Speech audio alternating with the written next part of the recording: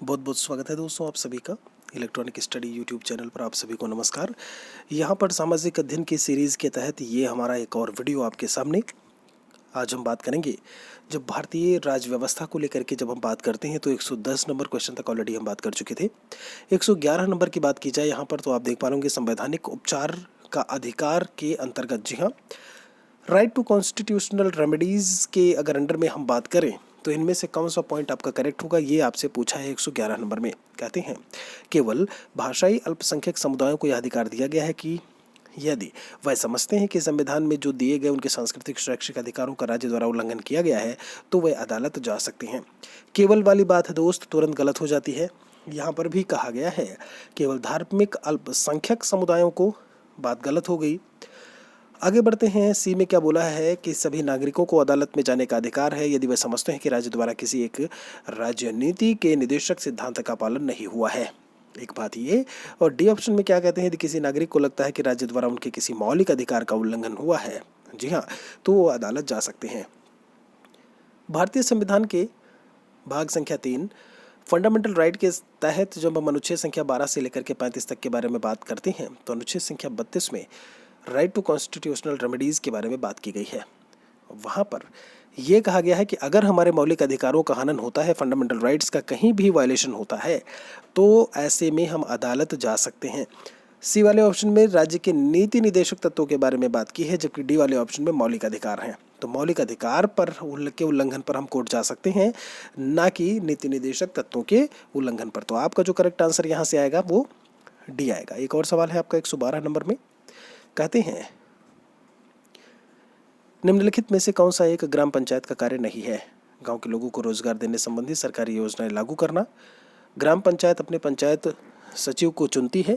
112 में आपका जो क्वेश्चन है वो मैं कह रहा हूँ यहाँ पे, मतलब उसके बारे में बात कर रहा हूँ। गांव की बुनियादी सुविधाओं की देखरेख, ये काम तो होता ही होता है। स्थानीय कर लगाना, इकट्ठा करना, ये काम भी है आपका ग्राम पंचायत का। बुनियादी सुविधाओं की रखरखाव ये भी है। एक जो लिखा है ना, अपना ग्राम पंचायत अपने पंचायत सचिव को चुनती है, ये चीज़ आपकी जो है वो अलग हो जाती है। ये काम ग्राम पंचायत का नहीं है, अपर लेवल पर जाकर के ये काम होता है। तो ये स्टेटमेंट आपका जो है यहाँ से गलत हो जाता है। ऑप्शन नंबर आपका बी आएगा। उम्मीद आशा है कि आप भी यही उत्तर किए होंगे। बहुत बहुत स्वागत है जो अभी क्लास में यहाँ पर आ रहे हैं। डेली शाम को 7:30 बजे हमारी क्लास होती है। 113 में कहते हैं कि गठबंधन सरकार से अभिप्राय क्या है? चुनाव के बाद किसी भी दल को स्पष्ट बहुमत न मिलने की स्थिति में दो या दो से अधिक राजनीतिक दलों के बीच जो सत्ता की जो साझेदारी होती है। कार्यपालिका और न्यायपालिका के बीच जो है सत्ता की साझेदारी। राज्य सरकार और पंचायती राज संस्थानों के बीच में आपसे पूछा है इन्होंने के बीच सत्ता की साझेदारी, या फिर कहते हैं केंद्र और राज्य सरकार के बीच सत्ता की साझेदारी। गठबंधन सरकार का क्या मतलब है? तो जब हम बात करते हैं, आपने सुना भी होगा गठबंधन में सरकार बनेगी और बाकी सारे उसमें।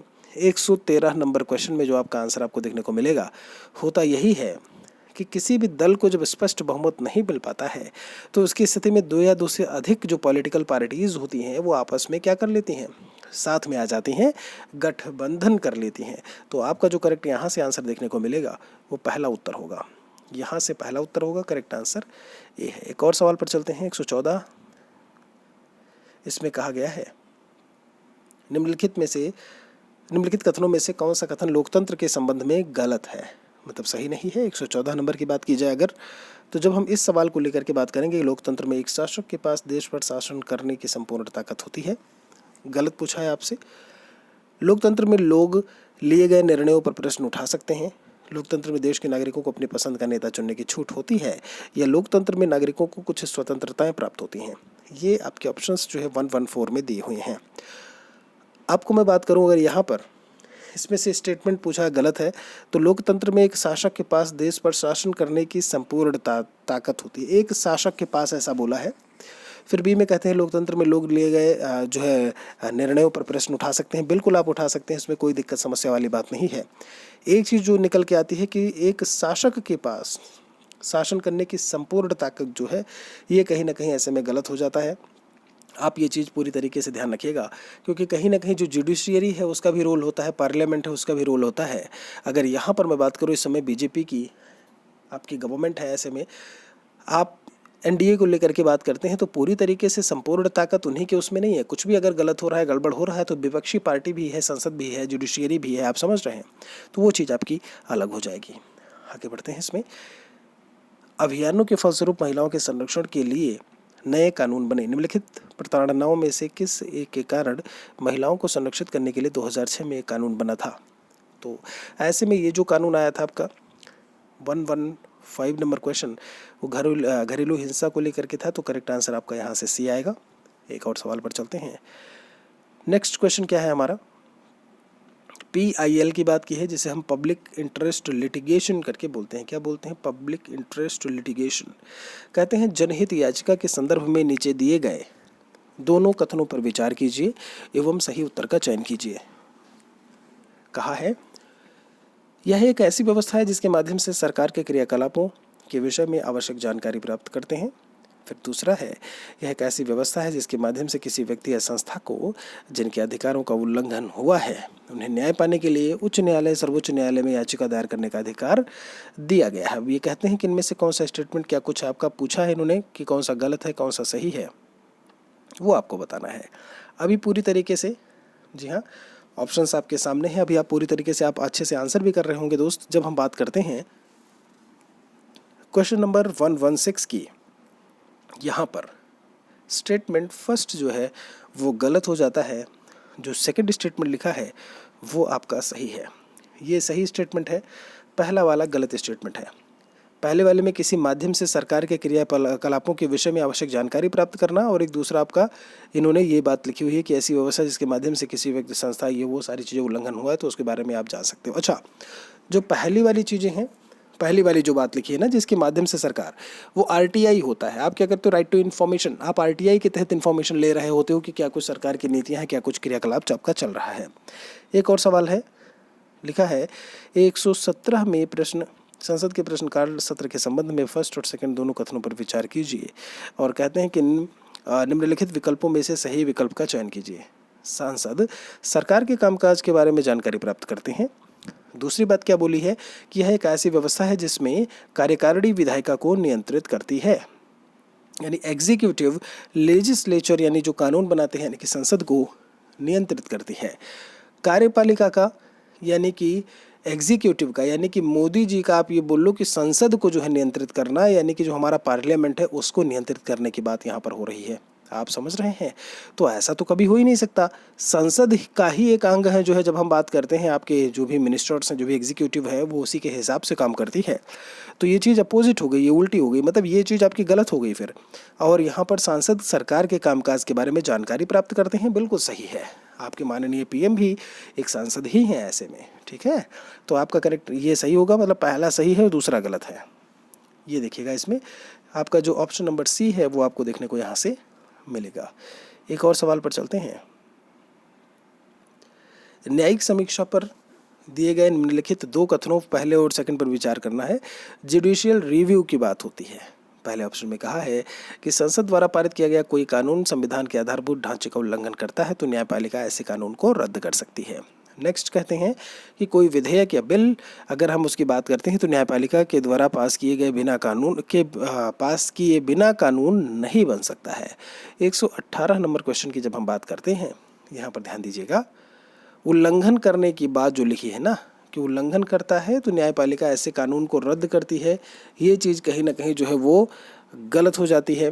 बाकी कोई विधेयक कार्यपालिका के द्वारा, ये इसमें लिखा हुआ है, बिल्कुल सही है। ऐसे में पास किए बिना कोई भी बिल होता है जो सत्ताधारी पार्टी है, ध्यान दीजिएगा, जैसे NDA है आपकी, अब कहते हैं ना कि मोदी जी एक कृषि बिल लेकर के आ रहे हैं, मोदी जी ये ला रहे हैं, वो ला रहे हैं, आपने सुना होगा ऐसे में, या अभी के जो पहले के PM रहे होंगे वो, मतलब उनका वहाँ पर होना ज़रूरी है। वो उस चीज़ को पास करेंगे, वो चीज़ मानेंगे, तभी वो चीज़ आएगी, क्योंकि वो सत्ता में है, क्योंकि वो पार्टी है उनकी ऐसे में इस समय केंद्र में।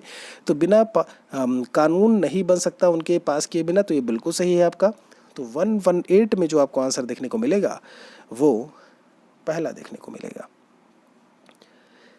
एक और सवाल है, भारतीय संविधान के अनुसार भारतीय धर्मनिरपेक्ष राज्य यानी कि जो सेक्युलर स्टेट्स की बात होती है के बारे में इनमें से कौन सा कथन गलत है?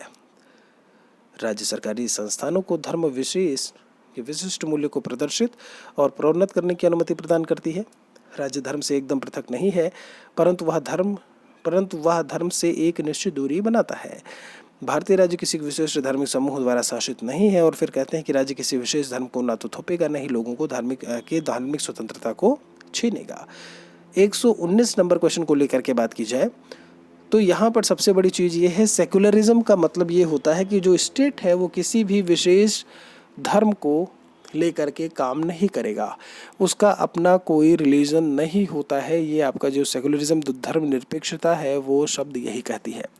तो ऐसे में भारतीय राज्य, जो सी ऑप्शन देखेंगे आप ध्यान से यहाँ पर कि भारतीय राज्य किसी एक विशिष्ट धार्मिक समूह द्वारा शासित नहीं है, तो बिल्कुल करेक्ट आंसर आपका सी आ जाएगा। एक और सवाल है यहाँ पर 120, भारतीय राज्य की सरकार किस प्रकार की है? अध्यक्षात्मक है यानी कि प्रेसिडेंशियल, लोकतंत्रात्मक यानी कि डेमोक्रेसी प्रकार की, साम्यवादी आप बोलते हो ऐसे में, पूंजीवादी कैपिटलिस्ट एक तरीके से। 120 नंबर क्वेश्चन को लेकर के बात की जाए तो बिल्कुल सही है कि आपके यहाँ पर डेमोक्रेसी है। ठीक है जी, आप चुनते हो, एक आपका प्रजातंत्र है, लोकतंत्र है एक तरीके से। आप चुनते हो जिन्हें, वही आपके जो है क्या बनते हैं, प्रधान जी बनते हैं, वही आपके एमएलए विधायक जी बनते हैं, वही आपके क्या बनते हैं, सांसद, जिन्हें हम मेंबर ऑफ पार्लियामेंट बोल देते हैं। ठीक, चलिए जी, बड़ी अच्छी बात है। 120 में जो करेक्ट आंसर है वो बी आएगा। दोस्तों, इलेक्ट्रॉनिक स्टडी टेलीग्राम चैनल है, आप वहाँ पर जा कर के जुड़ सकते हैं, ज्वाइन कर सकते हैं लेटेस्ट अपडेट्स के लिए। और आपको मैं बता दूं, CTET, UPTET, junior super TET को लेकर के बात की जाए, चाहे प्राइमरी सुपर टेट या किसी भी स्टेट की TET के जो नोट्स हैं वो आप हमसे प्राप्त कर सकते हैं। 8081743734 पर आप व्हाट्सएप करेंगे तो आपको सारी इन्फॉर्मेशन यहाँ पर दे दी जाएगी। 8081743734 पर आगे बात कर लेते हैं। 121 में पूछा है, ग्राम सभा के बारे में निम्नलिखित कथनों में से कौन सा कथन आपका सही है?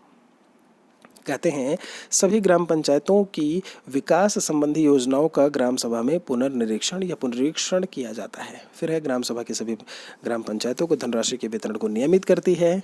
यह जिले में सभी गांवों के सरपंचों की बैठक का स्थल है। कौन सी? ग्राम सभा। या फिर ग्राम सभा का सचिव ग्राम सभा और ग्राम पंचायत की बैठक बुलाने व कार्यवाही वाले करने के लिए उत्तरदायी होता है। आपको मैं बता दूं, आप जितनी भी चीज़ें यहाँ पर देख रहे हैं, इनमें से पूछा है कौन सा स्टेटमेंट आपका करेक्ट होगा जब आप ग्राम सभा को लेकर के बात करते हैं। सबसे पहली चीज़ यहाँ पर जो बात लिखी है कि सभी ग्राम पंचायतों की विकास संबंधी योजनाओं का ग्राम सभा में पुनरीक्षण किया जाता है, बिल्कुल सही है ये। और दूसरी एक बड़ी चीज़ मैं आपको ये बता दूँ कि ग्राम सभा एग्जैक्टली आप कहते किसे हो। आपके गाँव में या आपके गाँव की जो एक मतदाता सूची है, यानी कि जो वोटर लिस्ट है, उसमें जितने भी रजिस्टर्ड वोटर्स हैं, यानी कि जितने भी पंजीकृत मतदाता हैं, वो सभी के सभी एक ग्राम सभा को बना रहे होते हैं। 18 साल या उससे ऊपर। ज़रूरी नहीं है अगर 18 साल, मान लो आप 20 साल के हो और आपका वोटर लिस्ट में नाम नहीं है तो आप ग्राम सभा में नहीं आओगे। अगर आपका वोटर लिस्ट में नाम है तभी आप आओगे, और आपका 18 या 18 से ऊपर होना बहुत ज़रूरी है। उससे नीचे और बाकी सारे बच्चे, बाकी जो हैं, वो आपके ऐसे में ग्राम सभा के अंग में हमें देखने को नहीं मिलेंगे। ये चीज़ ध्यान रखिएगा। फांसीवादी का जन्म कहाँ हुआ था? फांसीवाद के बारे में आपने बहुत कुछ, फांसीवादी नहीं, फांसीवाद है, आपने काफ़ी कुछ इसके बारे में पढ़ा होगा जब आप वर्ल्ड को लेकर के ऐसे में बात करते हैं चीज़ों को। तो इटली में जन्म हुआ था। वैसे आपसे यहाँ ये वाले क्वेश्चन आपसे नहीं पूछे जाएंगे, लेकिन थोड़ा सा सवाल आ गया तो उसके बारे में भी यहाँ पर हम जान लेते हैं। तो दोस्तों, ये था आपका जो है, फ़िलहाल के लिए हम यहाँ पर रुकेंगे आपके 122 नंबर क्वेश्चन पर। इसके आगे के जो क्वेश्चन हैं उनको लेकर के हम आपसे जल्दी ही मिलेंगे। कुछ अच्छा लगा हो तो लाइक और शेयर बाकियों के साथ में भी कर दीजिएगा। शुक्रिया आप सभी का। तब तक के लिए जल्दी ही हम आपके ज्योग्राफी के जो क्वेश्चन हैं उनको लेकर के भी हाजिर होंगे। मेरे लिए कुछ सुझाव है तो आप कमेंट सेक्शन में भी ज़रूर लिखें। Thank you.